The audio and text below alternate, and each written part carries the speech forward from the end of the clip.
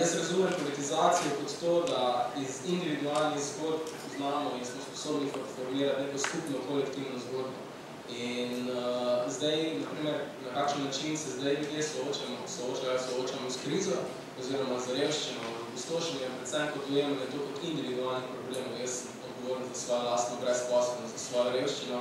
Meni se zdi pa, da je glavna točka politizacije ravno to, da smo sposobni potrebiti, da je to kolektivni problem, da je to skupen problem celotne družbe. In tu je zdaj ključno vprašanje, kdo lahko to naredi, in tu je vloga pač na nas. Na nas, na intelektualci, ki smo imamo neki kulturni kapital, ki imamo neka orodja, neke modele, ki smo sposobni pojasnovati ljudem in iti med ljudi in jim pojasniti, zakaj so naše individualne usode, v bistvu kolektivne usode, kako jih zaznamuje skupna družbena usoda. Medtem, ko smo se pa mi, intelektualci, zakaj sem se zdaj razumno pošteno, smo se zaprli v neke slonokoščene stolpe univerz. Naprimer, ena izmed trdnjav je trdnjava univerze, kjer smo popolnoma pozabili iti med ljudi in to, kar je Barbara prej čudovito omenila, se forsiramo za neke indekse, ker je to pač reprodukcija našega ogleda, namesto da bi znanje uporabili za to, da bi bili sposobni formirati te kolektivne zgodbe.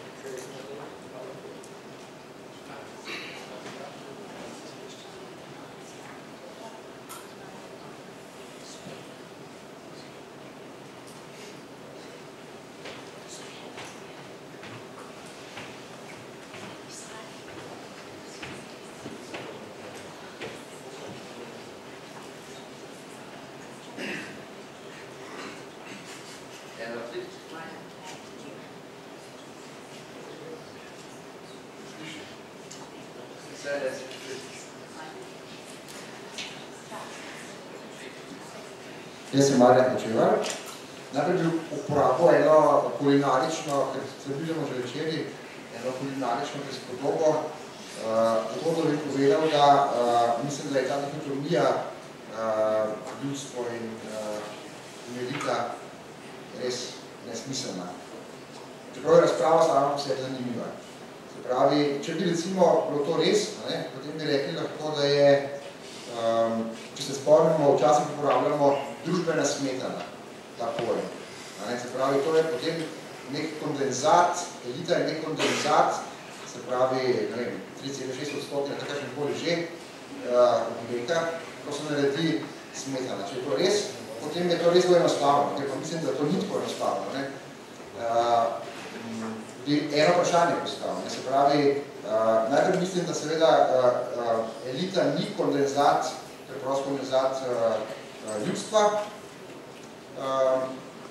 In zato me zanima, zakaj se ves čas pogovarjate samo o eliti in jo kritizirate, zakaj pa nič o ljudstvu, oziroma o množicah. Kaj, če bi se bolj pogovarjali o množicah, ker ta pa ima za Božjo voljo vedno več možnosti, da tudi elito spravi na tla. Se pravi, je vedno, množica je vedno širša, ni zamejena več, lahko se povezuje s komorkoli, vzdolj in razgor. Zakaj se potem pogovarjate o množici, da samo o eliti? Elito kritizirate vaš čas, ljudstvo vaš čas hvalite na nek način. Hvala.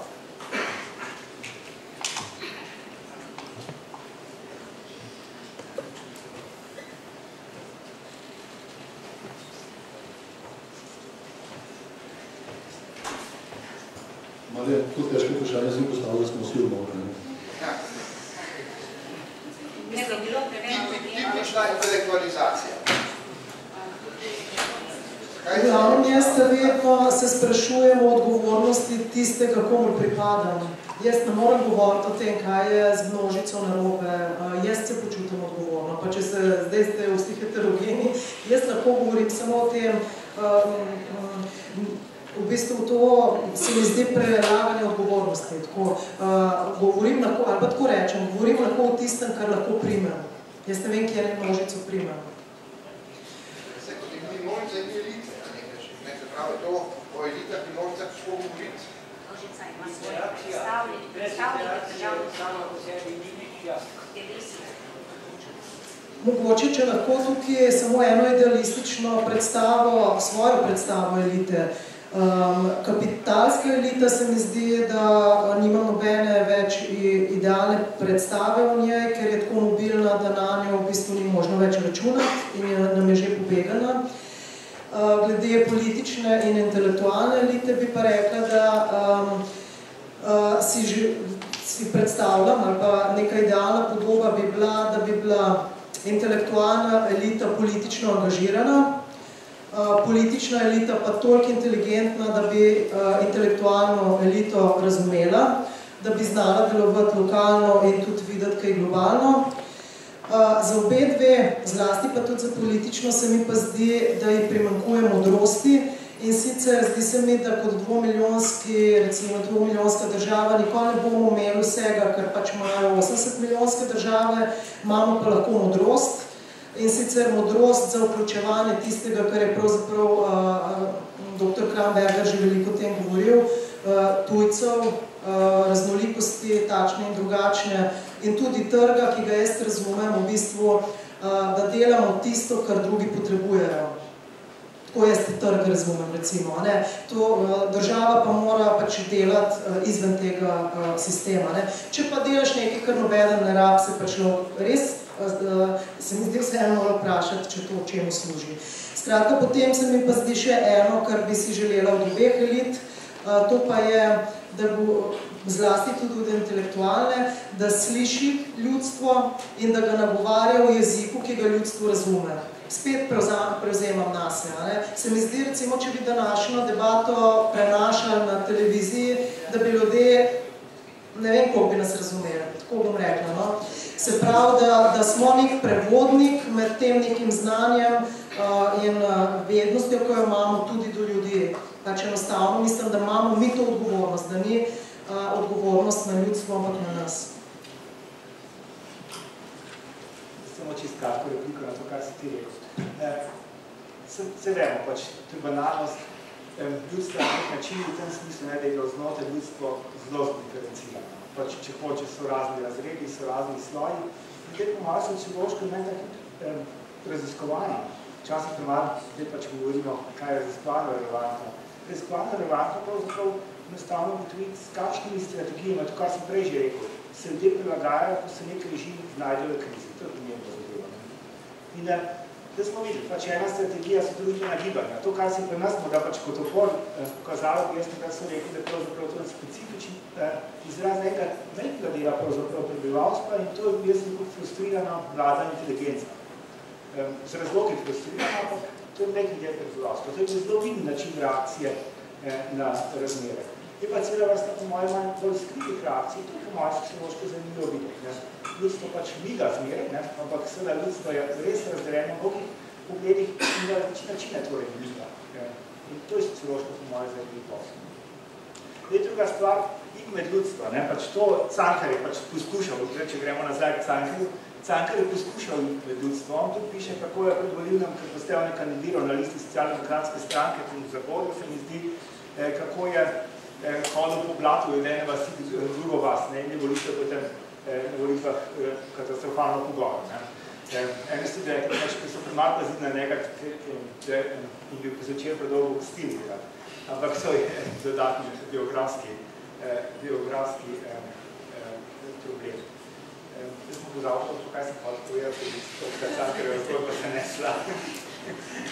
Pokazujem čov. Če zavolite, sam še en stavek replike tudi k temu. Glede, jaz mislim, da smo pravzaprav govorili o ljudstvu več, kot je pa na prvi pogled videti, da se zdi, da smo govorili manj zaradi tega, ker nas samo elite in ljudstvo postavljajo ta dva elementa v dihotomni odnos, ampak to pomeni, da je za nas bilo vprašanje, kako je artikuliran ta odnos. In tukaj je pač aktivni pol so elite, ne ljudstvo. In jaz gledam pa na ta način, da bi rekel, da kar zadeva ekonomski položaj, pač nismo ljudstvo, nismo na enak način tukaj razslojeni, da tisto, kar nas dela za elito, ponavljanje pa znanje, se pravi, da mi smo tisti del ljudstva, ki naj bi bil sposoben autorefleksije, naj bi bil sposoben zgleda, določenega ravnanja, in to se mi zdi bolj odločilna, predvsem pa manj utopičen način akcije, kot pa, da bi verjeli, da bomo šli med ljudstvo, ali pa da bi se vnaprej postavljali vlogo avantgarde, kar mislim, da je preživel način političnega odnosa med ljudem in ljudstvom. Zadnje vprašanje, izvolite. Jaz bi samo podal, Žan-Pat, res bi samo podal repliko oziroma argument, ki ga je podal gospod Ogrinc, da ne drži voda v demografskih spremembah in prodaja državnih premoženj. Kot vemo, ko so se tebi sprostili in so se začela ta gibanja demografska, da se giblje iz manj razvitih držav v bolj razvite, Slovenija je spadala v bolj razvite in zato so se tudi priseljevali v Slovenijo in izseljevali so se tudi iz Ukrajine, ko so rekli, v druge države, tako da Slovenija je bila bolj razvita od Makedonije in ta primerjava pač ni glih dober argument v prid neprodaje državnih premoženj. Torej, spoštovani, ocenjujem, ura je namreč 5:30, da se je naša debata sama od sebe zaključila in je torej meni prihranjena ta muka potegniti končno sintezo nečesa tako heterogenega. Mislim, da smo imeli na koncu nekaj lepih sklepov od naših govornikov. Verjamem, da se bojo diskusije nadaljevale, upam, da tudi v okviru panelov. Upam, da se bo to, kar smo tu dorekli in odprli, poznalo pri nadaljnih razpravah na teh socioloških dnevih. Zdaj pa čas za Marjanovo Smetano, tisto iz tretjega nadstropja Smetano skalo.